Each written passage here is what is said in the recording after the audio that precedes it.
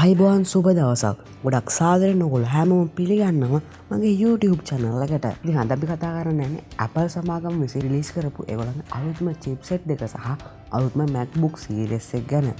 යමු වීඩියෝ එකට.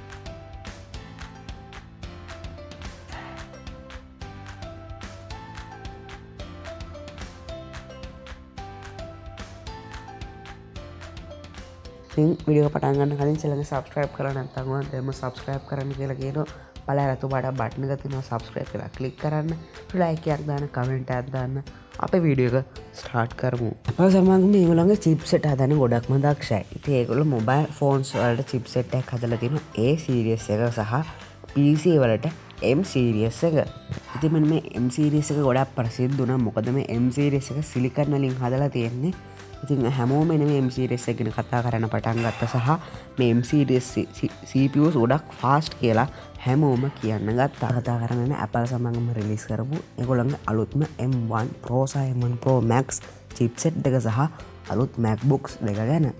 ඉතින් මෙන්න මේ M1 chipset එක ගැන කතා කරොත් මේ M1 chipset එක පළවෙනියටම 2020 තමයි රිලීස් වුනේ. ඉතින් 2020 M1 chip එක රිලීස් වෙලා 2021 දී හැමෝම හිතුවේ M1 X4 M2 කියලා chipset එකක් කියලා.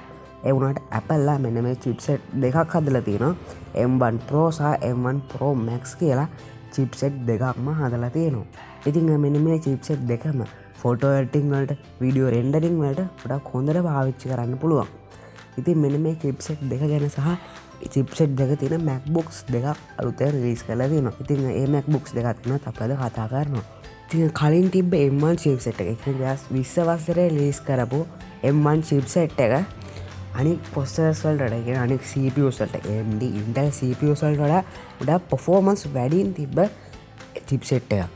ඉතින් chipset අලුතෙන් රිලීස් කරපු M1 Pro සහ M1 Max chipset එක ගැන basically මම පොඩි දේවල් ටිකක් ඔයාලට කිව්වොත් මෙන්න මේ M1 Pro සහ M1 Pro Max chipset දෙකේම අපිට 10 core CPU එකක්. ඉතින් දැන් කතා කරන්න අපේ M1 Pro chipset එක ගැන.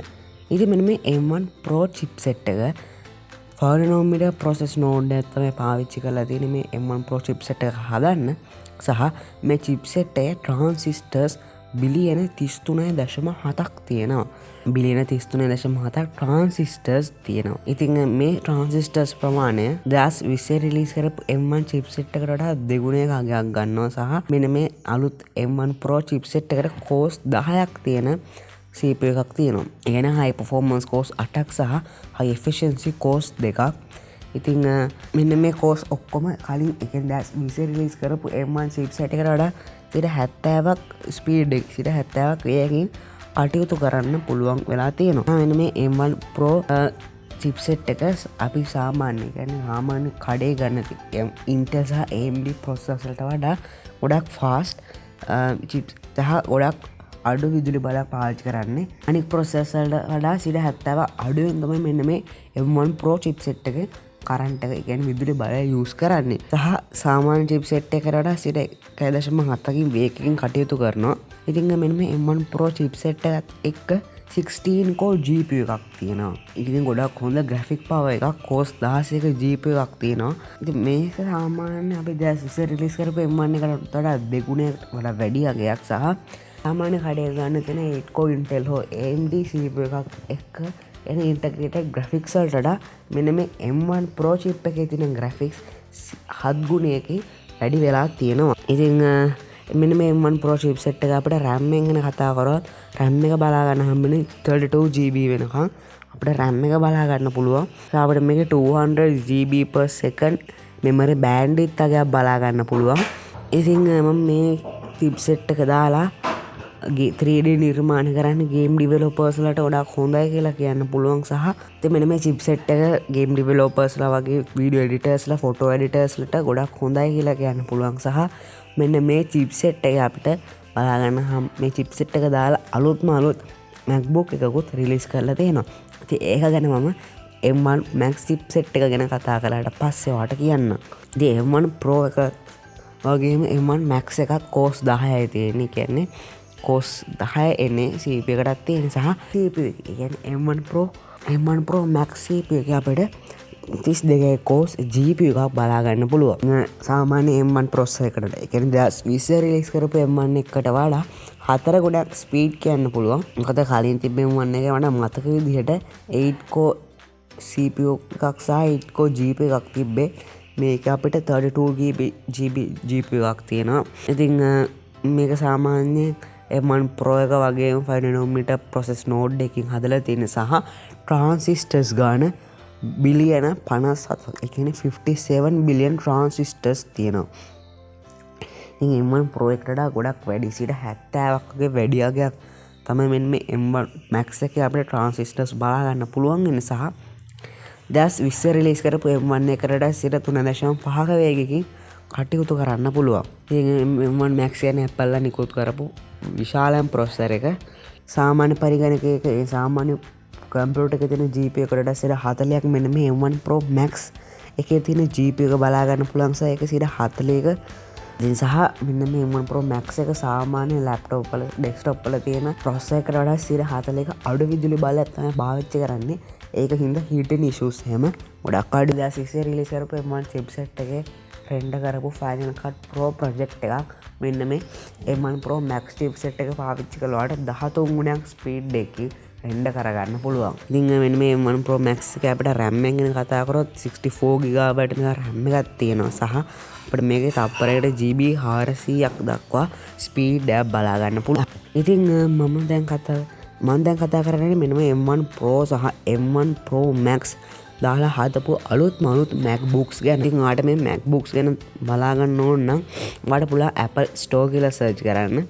Apple Store කියලා සර්ච් කරලා මෙන්න මේ පළවෙනිට මෙන්න link එකට යන්න. මේ link එකට ගියාට පස්සේ ඔයාලට මෙතන Mac කියලා එකක් තියෙනවා. Mac කියන එක select කරන්න. select කරාට පස්සේ ඉතින් මෙතනින් ඔයාලට බලාගෙන හැමන අලුතෙන් 14 inch MacBook series එක release වෙලා තියෙනවා. ඉතින් 13 inch එක වෙනුවට 14 inch MacBook series එක release වෙලා තියෙනවා. ඉතින් මෙන්න මේ 14 inch MacBook එක අපිට M1 Pro chipset එක බලා ගන්න පුළුවන්. ඉතින් මේක MacBook Pro එකක්. MacBook Air වලට මෙන්න මේ M1 Pro chipset එක සහ M1 Pro Max chipset එක බලා ගන්න හම්බ වෙන්නේ නැහැ. සහ 13 inch MacBooks වලටත් අපිට මෙන්න මේ M1 Pro chipset එක බලා ගන්න හම්බ වෙන්නේ නැහැ. අලුතෙන්ම රිලීස් කරපු 14 inch වලට සහ 16 inch වලට තමයි මේක බලා ගන්න හම්බ වෙන්නේ. ඉතින් මෙන්න මේ 14 inch සහ 13 inch MacBooks වල ප්‍රොසෙසර් එක විතරක් නෙවෙයි වෙනස් වෙලා තියෙන්නේ. MacBooks වල ඔයාලට බලා ගන්න හම්බ වෙනවා bezels ප්‍රමාණය ගොඩක් අඩු bezels තමයි බලා ගන්න හම්බුනේ. කලින් ඔයාලට බලා ගන්න හම්බ වෙච්ච MacBooks වල ගොඩක් මහත bezels තියෙනවා. නමුත් මෙන්න මේ MacBook එකේ කියන්නේ 14 inch MacBook එකේ සහ 16 inch MacBook එකේ ගොඩක් අඩු bezels ප්‍රමාණයක් බලා ගන්න පුළුවන්. සහ මෙන්න මේ MacBook එකේ උඩ ගොඩක් ලොකු notch එකක් බලා ගන්න පුළුවන්. ඉතින් මෙන්න මේ notch එකේ අපිට 1080p webcam එකක් තියෙනවා. Pro එකේ අපිට face recognition බලා ගන්න හම්බෙන්නේ නැහැ. fingerprint reader එකක් විතරයි තියෙන්නේ. මෙන්න මේකේ ports ගැන පොඩ්ඩක් කතා කරොත් අපිට M1 Pro chipset එකත් එක්ක එන ඉතින් මෙන්න මේකේ ports ගැන කතා කරොත් අපිට මේකේ audio port එකක් බලා ගන්න පුළුවන්. කියන්නේ 3.5mm jack එකක් බලා ගන්න පුළුවන් සහ HDMI port එකක් බලා ගන්න පුළුවන්. Thunderbolt 4 ports 4ක් තියෙනවා සහ MagSafe port එකක් තියෙනවා. ඊට ඉස්සෙල් රිලීස් කරපු Mac එකේ අපිට බලා ගන්න හම්බුනේ Thunderbolt port 4ක් විතරයි. ඉතින් අපිට වෙනම පාවිච්චි කරන්න ඕන cables MacBook Pro වල අපිට කලින් බලා ගන්න හම්බුණා මේ වගේ පොඩි touch bar එකක්.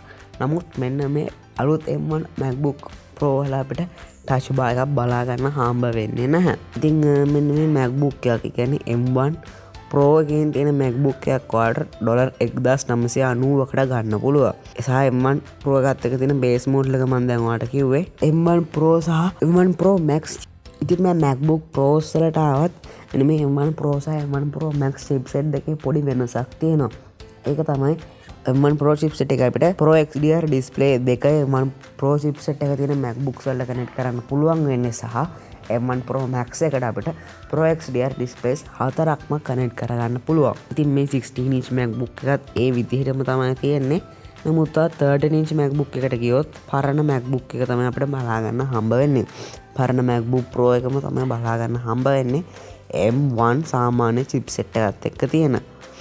ඉතින් මෙන්න මේ සාමාන්‍ය M1 chipset එකත් එක්ක තියෙන MacBook එක $1299යි 14 inch MacBook එක $1999 $2400ක් විතර වෙනවා. ලංකාවේදී මේ ප්‍රයිස් එක තවත් වැඩි වෙනවා ටැක්ස් එකත් එක්ක. ඉතිං අදඩිය ගැන මොකද තන ඉගනරෙන් පල්ලා කමෙන්ට් සෙක්ෂන එක ඇඩ් කරන්න ලයිකයක් දාන කමෙන්ට දන්න අමතක් කරන්න එපා සඟ සබස්ක්‍රයිබ් කරන දැම සබස්ක්‍රයිබ් කරන්න කියලත් කියනවා අප වෙන විඩියකින් ඉක්මට හම්බෙමු.